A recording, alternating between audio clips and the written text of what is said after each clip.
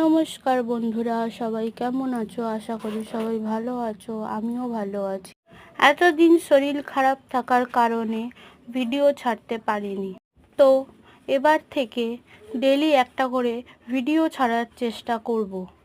তো এতদিন ভিডিও না ছাড়ার কারণে আমাকে তোমরা সবাই ক্ষমা করে দিও। তো আজকে তোমাদের কাছে নিয়ে চলে এসেছি একটি চিকেনের খুব সহজ রেসিপি। তো এরকমভাবে করে খেয়ে দেখবে, আমারও ভালো লেগেছে, তোমাদেরও খুব ভালো লাগবে। তো পুরো ভিডিওটা দেখতে থাকো, আশা করি তোমাদের ভালো লাগবে। তো প্রথমে কড়াইয়ে তেল দিয়ে দিলাম, তেল গরম করে শুকনো লঙ্কা ফোড়ন দিয়ে দিলাম। তারপরে ওর মধ্যে দিয়ে দিলাম আদা, রসুন, কাঁচা লঙ্কা, পেঁয়াজ পেস্ট। তারপর পেস্টের মধ্যে দিয়ে দিলাম স্বাদ মতন লবণ ও সামান্য চিনি। তারপরে পেস্টটাকে একটু ভাজাভাজি করে নেওয়ার পর দিয়ে দিলাম চিকেন ও আলু। চিকেন ও আলু মশলার সঙ্গে ভালো করে মিশিয়ে নেবার পর ওতে দিয়ে দিলাম হলুদ, লঙ্কার গুঁড়ি ও জিরের গুঁড়ি।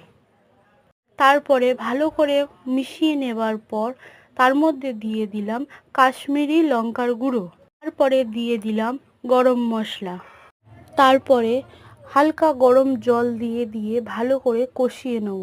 কষাতে কষাতে অর্ধেক আলু ও মাংস সিদ্ধ হয়ে আসবে। সিদ্ধ হয়ে আসলে পরিমাণ মতন জল দিয়ে দেবো। তো জল ঢালার ভিডিওটা তোলা হয়নি, এর জন্য আমাকে ক্ষমা করে দিও। তারপর ঢাকনা খুলে ভালো করে নাড়িয়ে নেবে। নাড়ানো হয়ে গেলে দেখবে আলু সিদ্ধ হয়েছে কিনা। আলু সিদ্ধ হয়ে গেলে তো মাংসর তরকারি একেবারে রেডি। তো আজকের এই পর্যন্তই, আশা করি সবাই ভালো লাগলো। অবশ্যই করে খেয়ে জানাবেন কেমন লাগলো। তো লাইক, কমেন্ট, শেয়ার, সাবস্ক্রাইব করতে ভুলবেন না। নমস্কার।